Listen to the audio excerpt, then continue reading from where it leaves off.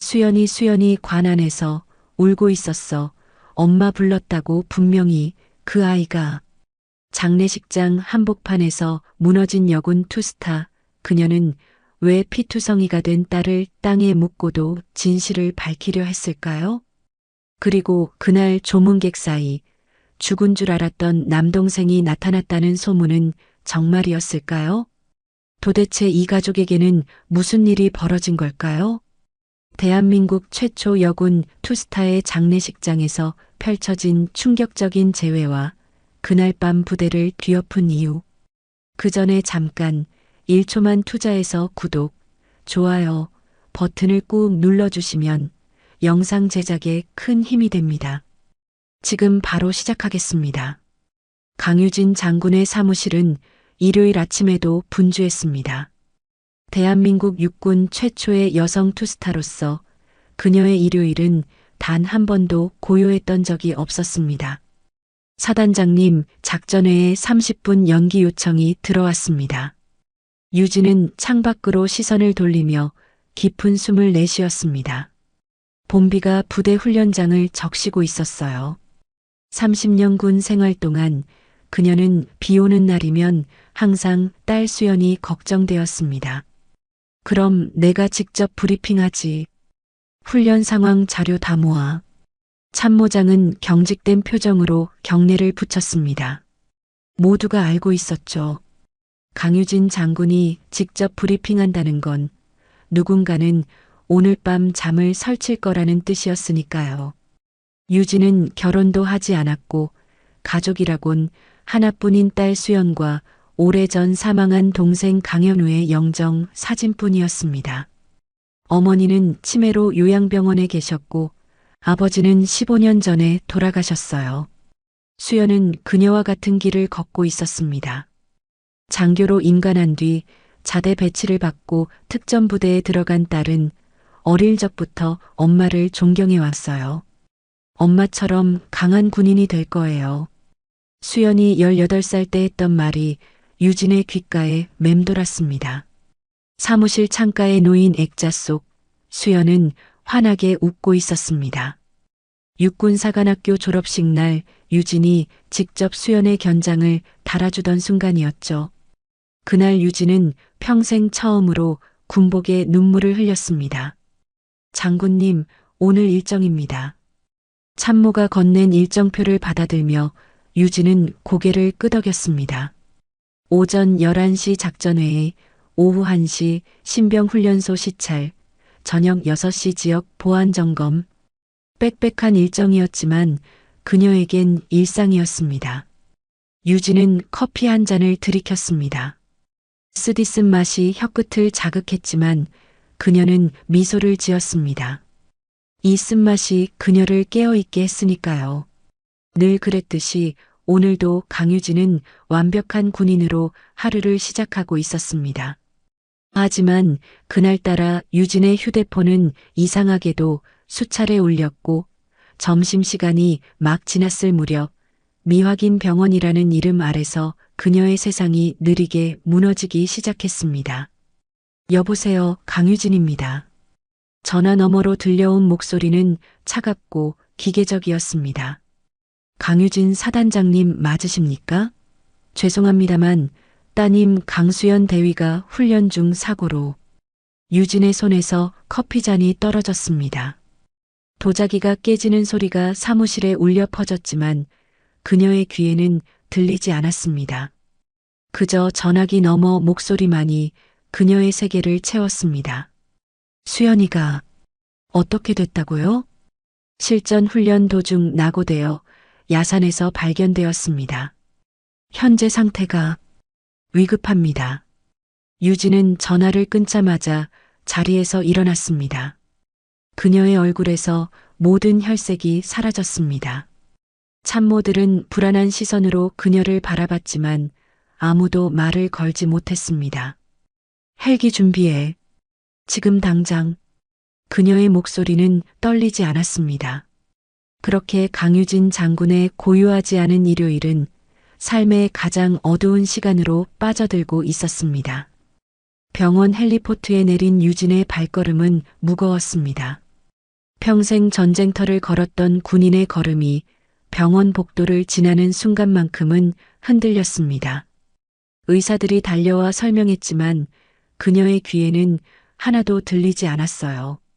강수연 대위는 도착 직후 사망 판정을 받았습니다. 심폐소생술을 시도했으나 유진은 손을 들어 의사의 말을 막았습니다. 더 이상의 설명은 필요 없었어요. 그녀는 병실로 들어갔고 침대 위에 누워있는 딸의 모습을 보았습니다. 수연은 옷이 다 젖은 채 얼굴과 손목에 멍이 든 상태로 병원 침대에 누워 있었어요. 수연아. 유진은 딸의 이름을 부르며 천천히 다가갔습니다. 마치 수연이 자고 있는 것처럼 깨울까 두려워하는 어머니의 발걸음이었죠. 군의관이 다가와 조심스럽게 말했습니다. 사단장님, 탈수와 과로로 인한 쇼크사로 추정됩니다. 부검이 필요할. 탈수? 이게 탈수라고? 그녀는 군의관의 설명을 듣자마자 군복을 벗어 던지고 병실을 나섰습니다. 복도에서 기다리던 참모들이 경례를 붙였지만 유진은 그들을 지나쳤습니다. 이제 그녀는 장군이 아니었습니다. 그저 딸을 잃은 어머니일 뿐이었어요. 보고서는 필요 없어. 내 딸을 데려갈게요.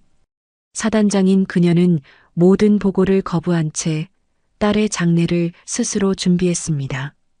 딸을 위한 군장의 예우도 국방부 장례 지원도 모두 거절한 채 유진은 어머니로서 장례를 준비했어요. 수연의 장례식은 소박했습니다. 서울 근교의 작은 장례식장, 화려한 꽃장식 대신 수연이 좋아했던 하얀 국화만이 영정 사진을 감쌌습니다. 유진은 민간인 복장으로 갈아입었고 머리에 꽂았던 별을 떼어냈어요. 첫날 유진은 홀로 지켰습니다. 누구의 위로도 받지 않았고 그저 딸의 영정 앞에 앉아 밤을 새웠습니다. 새벽이 되어서야 그녀는 잠시 눈을 감았고 꿈에서 수연을 만났습니다. 엄마, 군인이 되어서 후회해요. 꿈속에서 수연이 말했습니다. 유진은 놀라 깨어났고 장례식장의 차가운 공기가 그녀를 감쌌습니다. 현실이었습니다.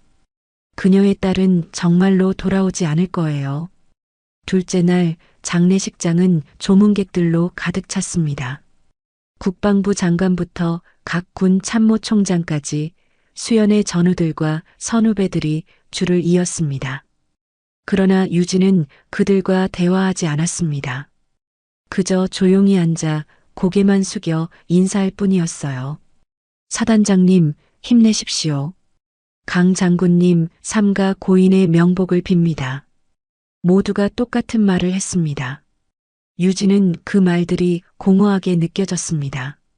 과연 이들 중 누가 정말로 수연을 이해했을까요? 누가 그녀의 딸이 어떤 사람이었는지 알고 있을까요?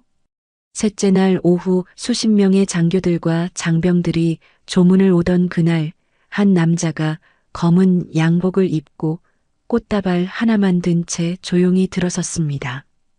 그는 다른 조문객들과 달랐습니다. 군인도 아니었고 정치인도 아니었습니다. 그저 평범한 남자였지만 유진의 시선은 그에게 고정되었습니다. 그가 다가올수록 유진의 심장은 빠르게 뛰었습니다. 남자는 유진 앞에 멈춰 섰습니다. 그의 얼굴을 본 순간 유진의 입에서 터진 단어는 단 하나였습니다. 현우야? 장례식장의 공기가 얼어붙었습니다. 누군가 숨을 들이켰고 유진의 옆에 있던 참모가 놀란 표정으로 남자를 바라봤습니다. 강현우. 17년 전 탈영과 동시에 사망 신고된 유진의 남동생이었습니다. 죽은 줄 알았던 남동생이 수연의 장례식장에 나타난 것입니다. 현우는 아무 말도 하지 않고 영정 앞에 꽃을 놓았습니다. 그리고 천천히 고개를 숙여 절을 했습니다. 유진은 그의 모든 움직임을 지켜봤습니다. 마치 유령을 보는 것 같았어요. 현우가 절을 마치고 일어났을 때 그의 눈에는 눈물이 고여 있었습니다. 누나. 그가 작은 목소리로 불렀습니다. 유진은 그 자리에서 기절하듯 주저앉았습니다. 참모들이 달려와 그녀를 부축했지만 유진의 눈은 현우에게서 떨어지지 않았습니다. 전방에 있던 전직 중령이 조용히 말했습니다. 강현우, 살아있었어. 현우는 유진에게 다가왔습니다. 그의 발걸음은 무거웠고 눈빛은 슬픔과 죄책감으로 가득했습니다. 누나, 미안해. 너무 늦었지. 그의 목소리에 장례식장은 얼어붙었습니다. 장교들도 가족들도 조문객들도 그의 존재에 혼란을 감추지 못했습니다. 가장 혼란스러운 건 유진 자신이었어요. 유진의 세상은 한 번 더 무너졌습니다. 딸을 잃은 슬픔 위에 죽은 줄 알았던 동생의 등장이라는 혼란이 덮쳤습니다. 그녀는 말없이 현우를 바라봤고 그의 눈에서 답을 찾으려 했습니다. 장례식장 구석, 조문객들의 시선이 닿지 않는 작은 대기실에서 유진과 현우는 마주 앉았습니다. 17년 만의 재회였지만 두 사람 사이에는 어색함보다 무거운 침묵이 흘렀습니다. 살아있었어. 유진이 먼저 입을 열었습니다. 질문도 비난도 아닌 단순한 사실의 확인이었어요. 현우는 고개를 끄덕였습니다. 그의 눈에는 세월의 흔적이 깊게 패여 있었습니다. 20살 청년이었던 동생은 이제 40을 바라보는 중년 남성이 되어 있었습니다. 내가 많이 변했지? 현우가 쓴웃음을 지으며 물었습니다. 유진은 대답하지 않았습니다. 그녀의 시선은 현우의 왼쪽 귀 아래 작은 점에 고정되어 있었어요. 아버지를 닮은 그 작은 점 하나로 그녀는 눈앞의 남자가 정말 자신의 동생임을 확신했습니다. 어떻게, 왜? 유진의 목소리가 떨렸습니다. 강현우. 17년 전 탈영과 동시에 사망 신고된 유진의 남동생이었습니다. 그는 자살한 것으로 처리됐고 가족들은 끝내 시신을 찾지 못한 채 군의 발표를 받아들여야 했어요. 유진은 그날 이후로 군대에 목숨을 바치기로 결심했으며 현우의 사진을 방에서 내려놓은 지 오래였습니다. 17년 동안 어디에 있었어? 왜 연락 한 번 없었어? 유진의 질문에는 분노보다 절망이 묻어났습니다. 현우는 깊은 한숨을 내쉬었습니다. 말해도 믿어줄까? 내 동생, 내 딸이 저기 누워 있어. 지금은 내가 무슨 말을 해도 들을 수밖에 없어. 유진의 목소리는 차갑게 가라앉았습니다. 현우는 고개를 들어 천장을 바라봤습니다. 그의 눈에 눈물이 고였습니다. 그날 우리 부대에서 무슨 일이 있었는지 기억해? 유진은 고개를 저었습니다. 그녀에게 현우의 군 생활은 흐릿한 기억에 불과했습니다.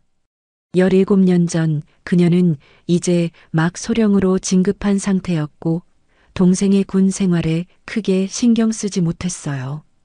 내가 누나 동생이라는 이유로 지옥 같은 날들을 보냈어. 현우의 목소리가 떨렸습니다. 사단장 동생이라고 특별 대우 받는다고. 유진의 표정이 굳어졌습니다. 그녀는 천천히 현우의 이야기를 듣기 시작했습니다. 현우는 입대 후 선임들에게 지속적인 폭행과 가혹행위를 당했다고 했습니다. 사단장 동생이라는 이유로 더 심한 관심을 받았다는 것이었죠. 도망친 거야? 유진이 물었습니다. 현우는 고개를 끄덕였습니다. 그날 난 사단장 딸이란 이유로 폭행을 당했어. 고참들한테. 도망치다가 사고가 났고 부대는 날 자살자로 만들어야 했어. 그래야 일이 안 커졌거든. 그는 그날 밤 부대를 탈출해 민간인 옷으로 갈아입고 배를 타고 중국으로 건너갔다고 했습니다. 중국에서 불법 체류자로 공장에서 일하며 몇 년을 버텼고 이후 위조 여건으로 타이완, 필리핀을 전전했다고 했어요. 개명했어. 이제 내 이름은 박현우야. 그가 쓸쓸하게 웃었습니다. 누나도 알다시피 우리나라 시스템에서 사망자가 된 사람이 다시 돌아오기는 쉽지 않아. 유진은 손을 뻗어 현우의 얼굴을 만졌습니다. 그의 피부는 거칠었고 이마에는 주름이 깊게 패여 있었습니다. 동생은 살아 있었고 그녀 앞에 앉아 있었습니다. 왜 지금? 유진이 물었습니다. 현우의 눈에서 눈물이 흘러내렸습니다. 수연이, 우리 조카 소식을 들었어. 인터넷 뉴스로. 어떻게 알았어? 수연이가 내 딸인 것도? SNS로 계속 지켜봤어, 누나. 누나가 사단장이 되었다는 것도, 수연이가 사관학교에 갔다는 것도. 현우는 주머니에서 스마트폰을 꺼내 보여주었습니다. 화면 속에는 유진과 수연의 사진들이 있었습니다. 용서 못해도 이해해줘. 내가 돌아오면 누나한테도 해가 될까봐. 현우의 목소리가 떨렸습니다. 장군이 된 누나에게 탈영병 동생이라니. 유진의 눈에서도 눈물이 흘러내렸습니다. 17년의 시간이 눈앞에서 흐르는 것 같았습니다. 그녀가 놓친 동생의 청춘, 그가 겪었을 고통과 외로움. 근데 그 수연이, 우리 조카가 똑같은 일을 겪은 것 같아. 현우의 말에 유진은 정신이 번쩍 들었습니다. 무슨 소리야? 현우는 스마트폰을 다시 꺼내 들었습니다. 수연이 부대 상황과 비슷한 구조, 은폐된 기록, 공용 이메일로 남겨진 수연의 고립된 메시지를 봤어. 무슨 말을 하는 거야? 유진의 목소리가 날카로워졌습니다. 누나, 이건 그냥 탈수 사고가 아니야. 현우의 목소리는 단호했습니다. 그 말에 유진은 눈을 크게 뜨고 자리에서 일어났습니다. 잃어버렸던 동생을 찾은 기쁨보다 딸의 죽음에 대한 의욕이 그녀의 마음을 가득 채웠습니다. 유진은 전화를 걸었습니다. 작전본부와 연결해. 오늘 밤 당장 부대 들어간다. 장례식장 뒤편 작은 방에서 현우는 노트북을 펼쳐놓고 모든 진실을 털어놓기 시작했습니다. 유진은 군복으로 갈아입은 채 딸의 영정 사진을 바라보며 현우의 이야기를 들었습니다. 내가 17년 전에 겪은 일이야. 현우가 오래된 사진 몇 장을 보여주었습니다. 사진 속에는 멍이 든 젊은 현우의 모습이 담겨 있었습니다. 날 괴롭히던 선임들은 내가 도망치자 모든 증거를 없앴어. 내 사물함은 깨끗했고 내 일기장은 사라졌지. 유진은 사진들을 하나하나 살펴보았습니다.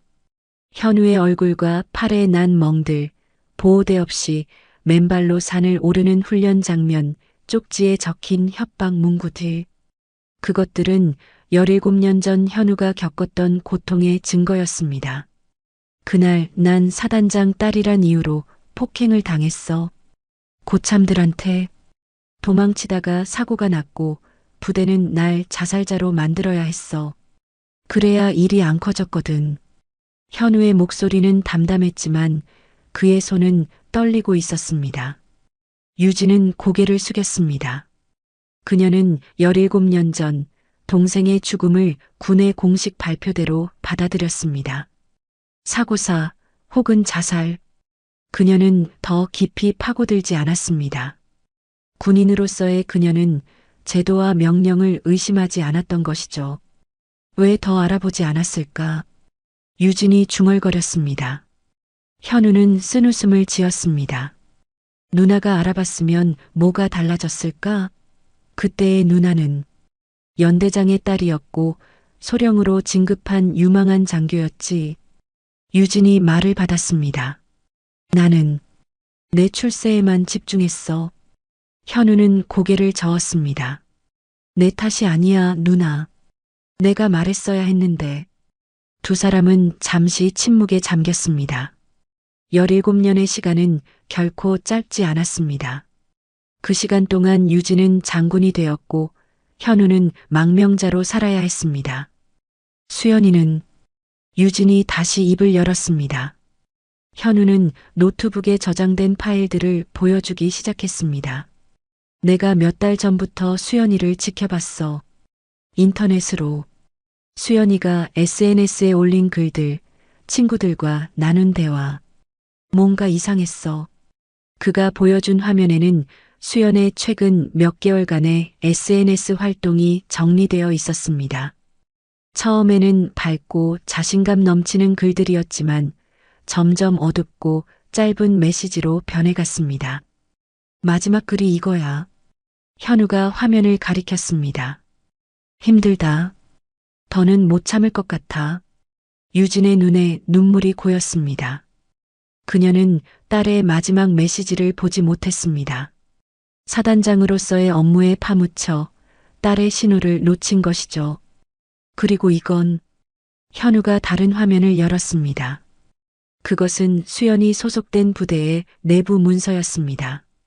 어떻게 이런 걸 얻었냐고? 나 해킹 좀 했어. 중국에 있을 때 배운 거야.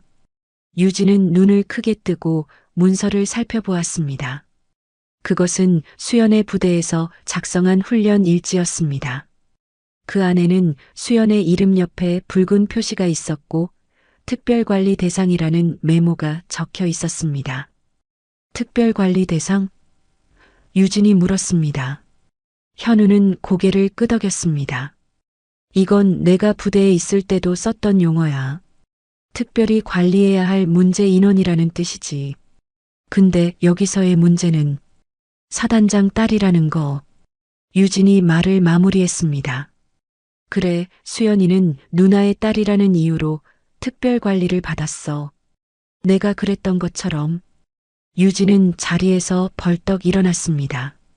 그녀의 눈에서는 이제 눈물 대신 분노가 타오르고 있었습니다. 더 있어? 그녀가 물었습니다. 현우는 마지막 파일을 열었습니다. 그것은 수연이 병원에 도착했을 때의 초기 검진 보고서였습니다. 수연이 몸에서 나온 약물 검사 결과야. 탈수만으로는 설명할 수 없는 성분들이 검출됐어. 유진은 서류를 자세히 살펴보았습니다. 그녀는 의학 전문가는 아니었지만 군의관으로 근무한 경험이 있었기에 기본적인 의학 용어는 알고 있었습니다. 이건 진정제? 유진이 물었습니다. 그래, 과다 복용 흔적이 있어. 근데 수연이가 자발적으로 복용했을 가능성은 낮아. 혈중 농도가 너무 높았거든.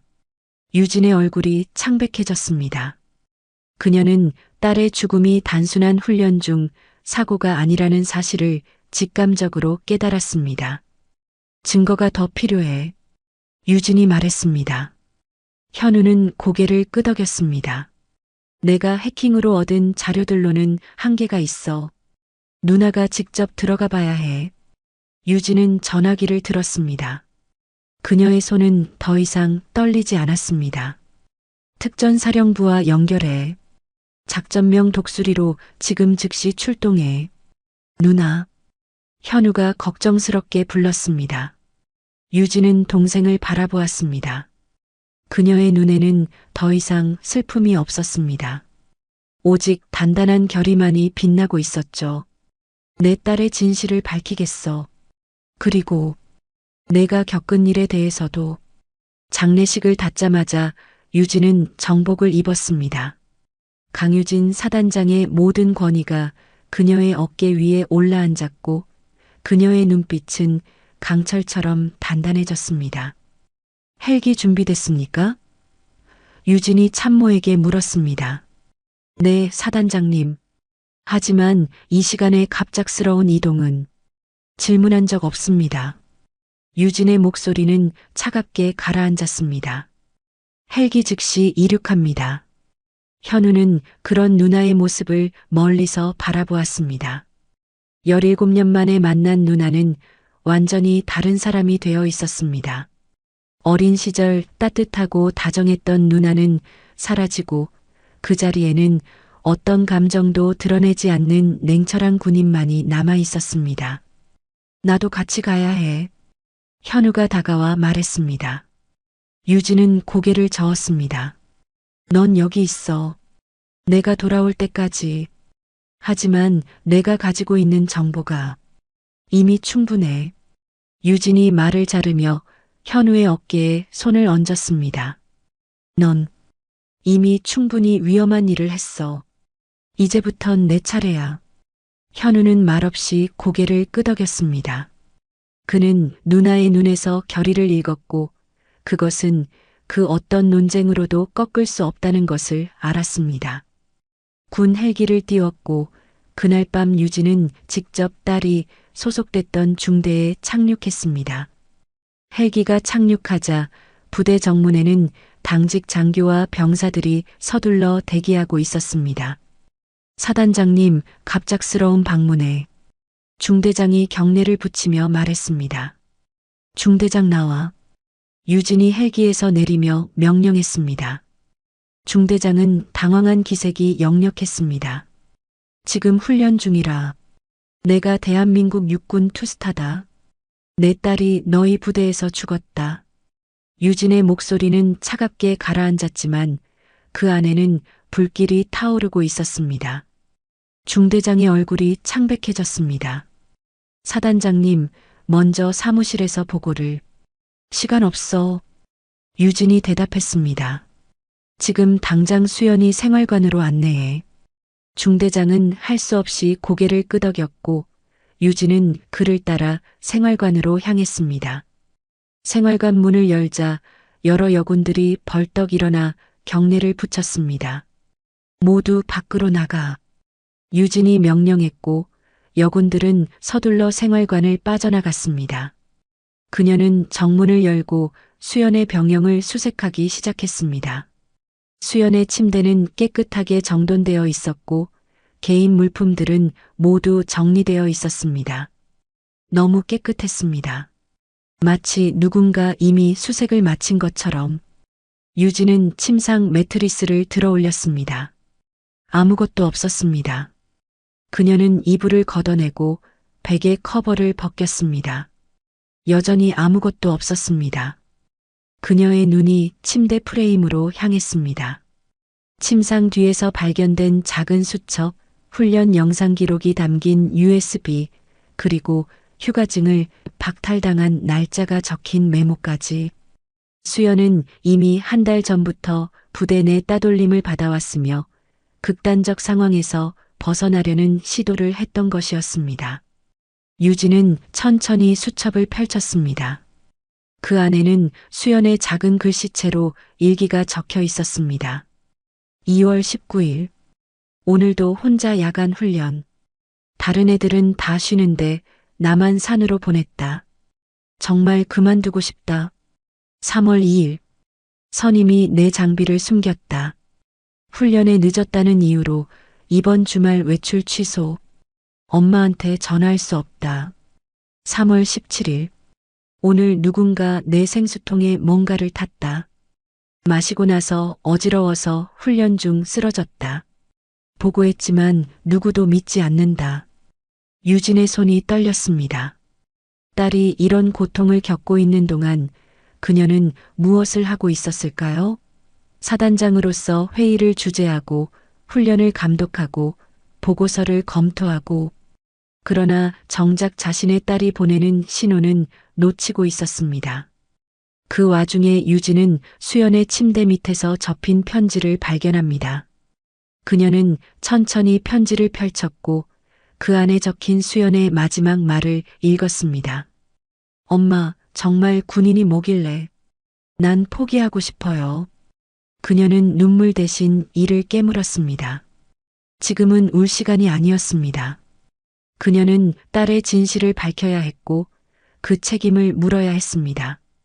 중대장? 유진이 외쳤고 문 밖에서 기다리던 중대장이 서둘러 들어왔습니다. 네, 사단장님. 내 딸의 소지품은 어디 있지? 유진이 물었습니다. 중대장은 망설였습니다. 규정에 따라 유가족에게 전달될 예정입니다.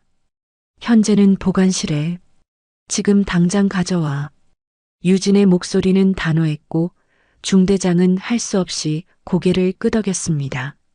잠시 후 중대장은 상자 하나를 들고 돌아왔습니다. 그 안에는 수연의 개인 물품들이 담겨 있었습니다. 스마트폰, 태블릿, 손목시계, 지갑, 그리고 몇 권의 책들. 유진은 스마트폰을 집어들었습니다. 비밀번호는? 그건 개인정보라. 중대장이 망설였습니다. 유진은 차갑게 웃었습니다. 내가 그녀의 어머니야. 그리고 지금은 사단장이 아닌 한 명의 어머니로서 물어보는 거야. 중대장은 고개를 숙였습니다. 생년월일이라고 들었습니다. 유진은 스마트폰을 켜고 수연의 생년월일을 입력했습니다. 화면이 열렸고 그녀는 딸의 메시지와 사진들을 확인하기 시작했습니다. 그리고 그곳에서 그녀는 진실의 실마리를 발견했습니다. 대위 박준호. 유진이 중얼거렸습니다. 이 사람이 누구지? 중대장의 얼굴이 굳어졌습니다. 대위 박준호는 수연 대위의 직속 상관입니다. 유진은 고개를 들어 중대장을 바라봤습니다. 그를 당장 불러. 대위 박준호가 도착하는 동안 유진은 수연의 스마트폰을 면밀히 살펴보았습니다. 메시지, 사진, 통화 기록까지. 그녀는 딸의 디지털 흔적을 통해 수연의 마지막 날들을 재구성하고 있었습니다. 들어와도 됩니까, 사단장님? 문 밖에서 목소리가 들렸습니다. 유진은 고개를 들었습니다. 들어오세요, 대위. 박준호 대위는 단정한 군복 차림으로 들어와 경례를 붙였습니다. 30 초반의 남자였고 눈빛이 날카로웠습니다. 그의 표정에서는 어떤 감정도 읽을 수 없었습니다. 대위 박준호, 보고하겠습니다. 유진은 천천히 자리에서 일어났습니다. 격식은 필요 없어요. 그냥 이야기합시다. 박준호의 표정이 잠시 흔들렸지만 곧 원래대로 돌아왔습니다. 네, 사단장님. 내 딸과 마지막으로 대화한 것이 언제였죠? 유진이 물었습니다. 박준호는 잠시 생각에 잠겼습니다. 사고 전날 저녁 점호 때였습니다. 별다른 이상은 없었습니다. 유진은 스마트폰을 들어 보였습니다. 그런데 여기 메시지를 보면 사고 당일 새벽 2시에 수연이가 당신에게 도움을 요청하는 메시지를 보냈더군요. 박준호의 얼굴이 창백해졌습니다. 그건 읽어볼까요? 유진이 천천히 메시지를 읽기 시작했습니다. 대위님, 도와주세요. 선임들이 또 찾아왔어요. 지금 숙소 밖에서 기다리고 있어요. 무서워요. 이 메시지에 대위님은 어떻게 대응하셨나요? 박준호는 침을 삼켰습니다. 전 그 시간에 자고 있었습니다. 메시지를 보지 못했습니다. 정말요? 유진의 목소리는 차가웠습니다. 당신의 답장은 지금 바쁨. 내일 얘기하자. 였는데요. 방 안의 공기가 얼어붙었습니다. 중대장이 불안한 눈빛으로 두 사람을 번갈아 바라보았습니다. 사단장님, 저는 박준호가 말을 이어가려 했지만 유진이 손을 들어 그를 멈추게 했습니다. 지금부터 하는 말은 모두 녹음되고 있습니다. 진실만 말하세요. 박준호는 한숨을 내쉬었습니다. 수연 대위는 어려운 상황에 있었습니다. 어떤 상황이요? 유진이 물었습니다. 사단장 딸이라는 것 때문에. 박준호가 말을 이어갔습니다. 다른 대원들이 그녀를 특별 취급했고 그것이 불만으로 이어졌습니다. 유진은 고개를 끄덕였습니다. 그래서 당신은 그걸 알면서도 내버려뒀다? 저는 개입하려 했습니다. 박준호가 항변했습니다. 하지만 수연 대위 스스로 자신의 문제를 해결하길 원했고, 거짓말이군요. 유진이 말을 자르며 태블릿을 꺼냈습니다. 그 안에는 현우가 해킹해 얻은 자료들이 있었습니다. 이건 당신이 작성한 훈련 계획표입니다. 수연이만 홀로 야간 훈련을 하도록 지시했더군요. 박준호의 얼굴이 굳어졌습니다. 그건 훈련의 일환으로. 그리고 이건 유진이 다른 문서를 보여주었습니다. 수연이의 휴가를 4번이나 취소한 결제 문서군요. 모두 당신 서명이 있습니다. 방 안에 침묵이 내려앉았습니다. 박준호는 더 이상 변명할 수 없다는 것을 깨달았습니다. 수연이가 사망한 날 무슨 일이 있었는지 말해보세요. 유진의 목소리는 더 이상 떨리지 않았습니다. 강현우는 동행 중 내내 미안하다는 말만 반복했습니다. 그는 병원 대기실에서 유진을 기다리고 있었고 그녀가 부대에서 돌아오자마자 다가왔습니다. 어떻게 됐어? 현우가 물었습니다. 유진은 피곤한 표정으로 고개를 저었습니다. 아직? 하지만 실마리는 찾았어. 이게 도움이 될까? 현우가 노트북을 열어 보여주었습니다. 내가 가져온 증거 영상과 자신이 몰래 찍어뒀던 예전 부대 가혹행위 자료야. 유진은 놀란 눈으로 현우를 바라보았습니다. 내가 이런 것들을 가지고 있었어? 현우는 쓸쓸하게 웃었습니다. 17년 동안 복수를 준비하며 살았으니까. 유진은 동생의 어깨를 껴안았습니다. 미안해, 현우야. 내가 더 빨리 알았더라면. 이제 와서 그런 말해도 소용없어. 현우가 말했습니다. 중요한 건 지금이야. 수연이를 위해서. 유진은 고개를 끄덕였고 둘은 함께 영상을 살펴보기 시작했습니다. 그 안에는 17년 전 현우가 경험했던 가혹행위의 증거들이 담겨 있었습니다. 그리고 놀랍게도 그 영상 속 가해자 중 한 명은 현재 수연의 부대에서 지휘관으로 일하고 있었습니다. 이건 유진이 놀라움을 감추지 못했습니다. 그래, 연결고리야. 현우가 말했습니다. 17년 전 나를 괴롭히던 사람들이 지금은 수연이를 괴롭혔어. 유진은 국방부 조사를 요청했고 직접 군검찰과 면담을 진행하며 부대 폐쇄 수준의 감사를 요청했습니다. 그녀의 요청은 사단장이라는 직위와 동시에 희생자의 어머니라는 이중적 지위로 인해 신속하게 받아들여졌습니다. 수연이 살릴 수는 없어. 하지만 또 다른 수연이 생기게 하진 않겠어. 그녀는 그렇게 말하며 군내보고 시스템과 심리 상담 체계를 새로 정비했습니다. 현우는 조용히 누나 곁을 지켰습니다. 그는 더 이상 도망치는 탈영병이 아니었습니다. 이제 그는 진실을 밝히는 증인이었고 누나를 지지하는 동생이었습니다.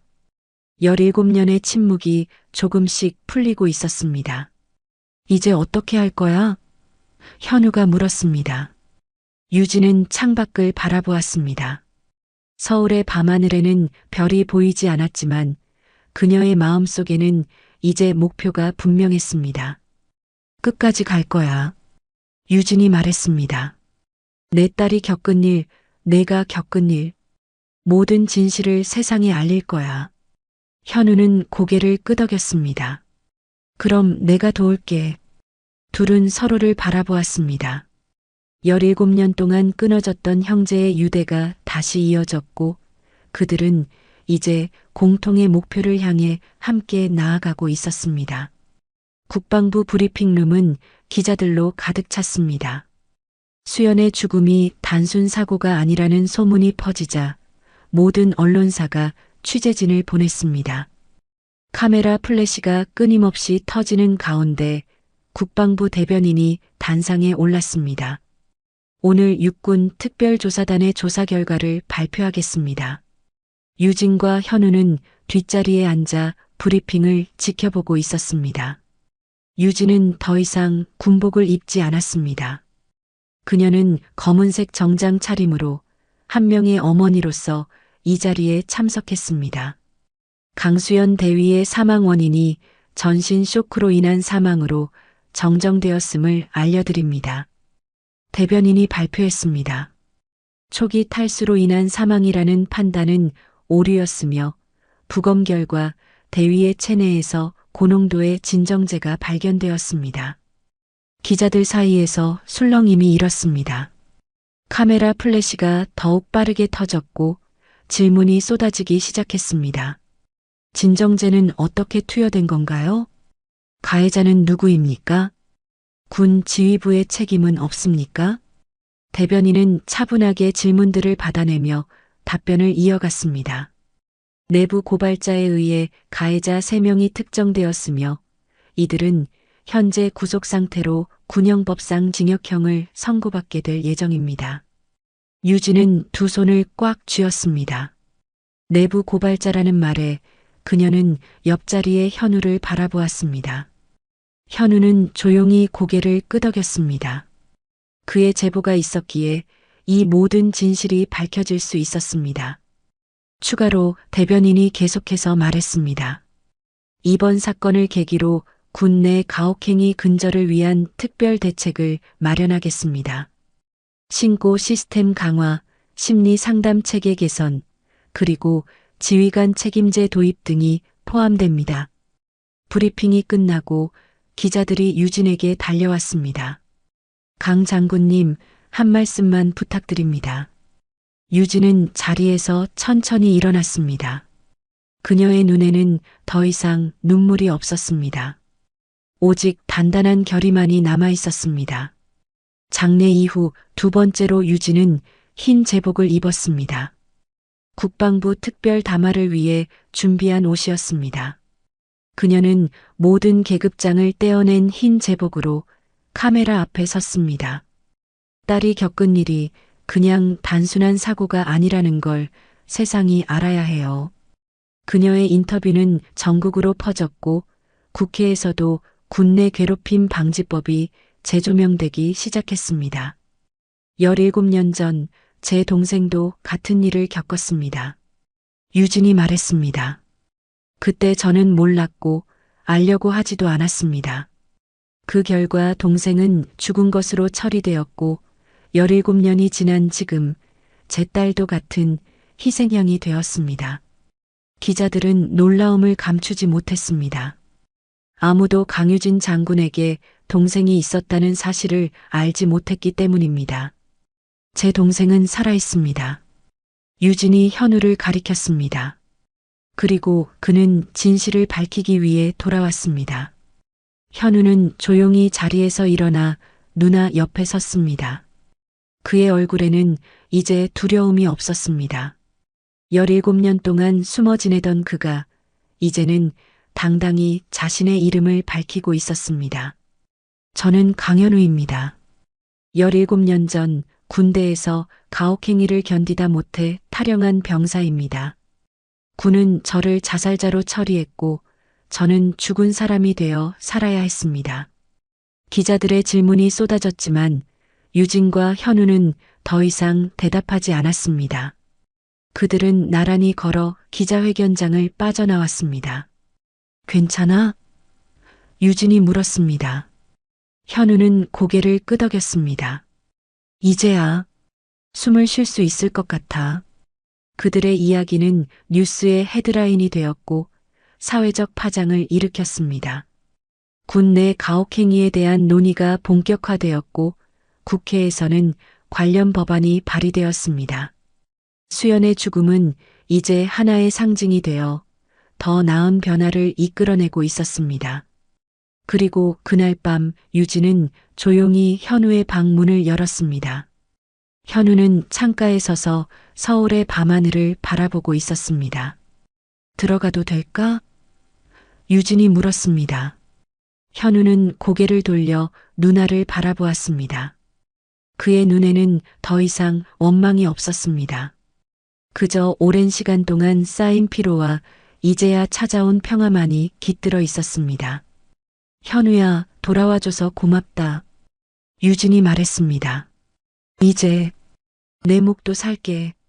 누나 미안했어. 현우가 대답했습니다. 둘은 서로를 껴안았습니다. 17년의 어둠은 그렇게 무너졌습니다. 그들은 이제 잃어버린 시간을 회복할 수 없다는 것을 알았지만 남은 시간을 함께 할 수 있다는 사실만으로도 충분했습니다. 엄마한테 가봐야 해. 유진이 말했습니다. 현우의 눈이 커졌습니다. 엄마, 아직 살아계셔? 치매로 요양병원에 계셔. 날 알아보지 못하실 거야. 유진이 슬픈 미소를 지었습니다.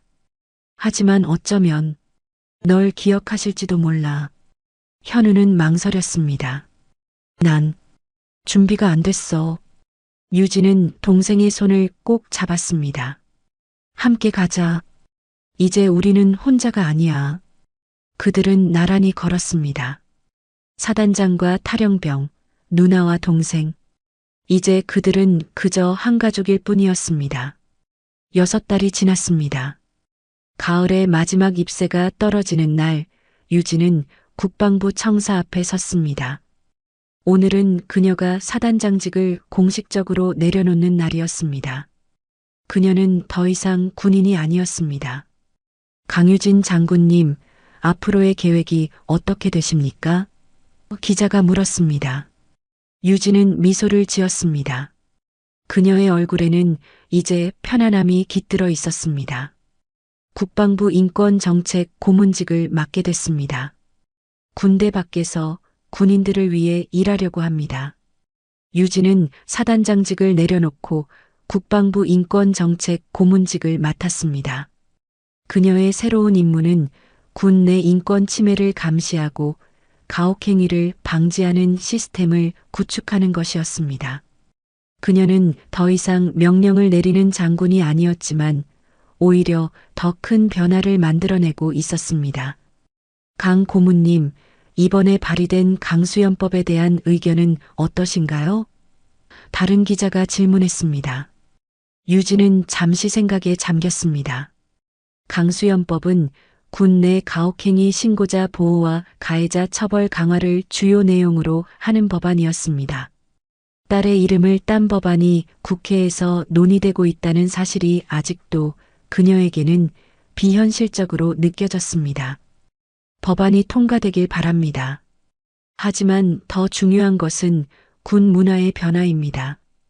법만으로는 부족합니다. 우리 모두의 인식이 바뀌어야 합니다. 현우는 국가인권위원회 군 특보로 채용됐습니다.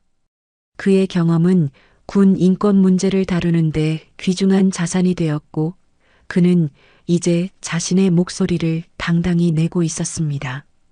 법적으로 그의 사망은 취소되었고 강현우라는 이름을 되찾았습니다. 현우 씨, 17년 만에 정식으로 한국 국민으로 돌아온 소감이 어떠신가요? 기자들이 그에게도 질문을 던졌습니다. 현우는 쑥스러운 듯 웃었습니다. 아직 적응 중입니다. 스마트폰도 어렵고 지하철 노선도 다 바뀌었더라고요. 그의 농담에 주변에서 웃음이 터져 나왔습니다. 하지만 진짜 중요한 건 이제 제가 누구인지 숨기지 않아도 된다는 거예요. 그날 오후 수연의 이름을 딴 강수연 군 심리지원센터가 개관했습니다. 군인들이 익명으로 상담받을 수 있는 이 센터는 수연이 겪었던 고통을 다른 군인들이 겪지 않도록 하기 위한 첫걸음이었습니다. 유진과 현우는 개관식에 나란히 참석했습니다. 수연이가 있었다면 좋아했을 거야. 유진이 말했습니다. 현우는 고개를 끄덕였습니다. 수연이는 우리가 만나지 못했지만 이제 영원히 내 조카야. 장례식장의 조문은 끝났지만 진짜 이별은 지금부터 시작이었습니다. 유진은 매일 아침 수연의 사진에 인사하고 매일 밤 그녀에게 오늘 있었던 일을 이야기했습니다. 그것은 슬픔이 아닌 사랑의 표현이었습니다. 개관식을 마친 후 유진과 현우는 요양병원으로 향했습니다. 6달 동안 그들은 매주 어머니를 찾아갔습니다. 처음에 어머니는 그들을 알아보지 못했지만 시간이 지날수록 희미한 기억의 조각들이 돌아오는 듯 했습니다. 유진은 요양병원에 들러 침에 걸린 어머니의 손을 잡았습니다. 엄마, 오늘은 센터 개관식이 있었어요. 수연이 이름을 딴 센터예요. 어머니는 멍한 눈빛으로 유진을 바라봤습니다. 그러나 오늘은 뭔가 달랐습니다. 어머니의 눈빛에 잠시 생기가 돌았고 그녀는 천천히 입을 열었습니다. 유진아, 군복은? 유진은 놀라움을 감추지 못했습니다. 어머니가 그녀의 이름을 부른 것은 몇 년 만인지 기억조차 나지 않았습니다. 이제 군인 아니에요, 엄마. 그만뒀어요. 어머니는 천천히 고개를 돌려 현우를 바라보았습니다. 그녀의 눈에 의문이 스쳤습니다. 엄마, 현우 살아있어요. 나도 이제 군인 아니에요. 유진이 말했습니다. 어머니는 희미한 눈빛으로 아들의 이름을 처음 불렀습니다. 우야? 현우의 눈에 눈물이 고였습니다. 그는 어머니 앞에 무릎을 꿇고 그녀의 손을 잡았습니다. 네, 엄마. 현우예요. 돌아왔어요. 어머니의 입가에 희미한 미소가 번졌습니다. 그것은 순간이었지만 유진과 현우에게는 영원과도 같은 순간이었습니다. 어머니는 다시 멍한 눈빛으로 돌아갔지만 그들은 이미 기적을 목격한 후였습니다. 병원을 나온 후 유진과 현우는 한강변을 걸었습니다. 가을 저녁의 바람이 차가웠지만 그들의 마음은 따뜻했습니다. 이제 어떻게 할 거야? 현우가 물었습니다. 유진은 잠시 생각에 잠겼습니다. 살아갈 거야. 수연이를 기억하면서 그리고 앞으로 나아가면서 함께? 현우가 물었습니다. 유진은 미소 지었습니다. 그래, 함께. 그날 밤 유진은 하늘을 올려다보며 속삭였습니다. 서울의 밤하늘에는 별이 많지 않았지만 그녀는 가장 밝은 별을 찾아 바라보았습니다. 수연아, 이제 됐지. 엄마가 지켰어. 바람이 살짝 불었고 유진의 뺨을 스치는 것 같았습니다. 그녀는 미소를 지었습니다. 수연이 대답한 것 같았거든요. 장례식장의 조문객, 죽은 줄 알았던 그녀의 동생. 삶은 때로 예상치 못한 방향으로 흘러갔지만 유진은 이제 두려워하지 않았습니다. 그녀는 이제 사단장도 군인도 아니었습니다. 그저 한 명의 어머니이자 딸이자 누나일 뿐이었습니다. 그리고 그것으로 충분했습니다. 미래는 여전히 불확실했지만 유진과 현우는 이제 그 불확실함을 함께 마주할 준비가 되어 있었습니다. 그들은 잃어버린 시간을 되찾을 수는 없었지만 남은 시간을 소중히 여기며 살아갈 수 있었습니다. 어둠 속에서도 그들은 빛을 찾았습니다. 슬픔 속에서도 그들은 희망을 발견했습니다. 그리고 그것이 바로 그들이 수연에게 줄 수 있는 가장 아름다운 선물이었습니다. 잘 자, 수연아. 유진이 마지막으로 속삭였습니다. 엄마는 이제 괜찮아.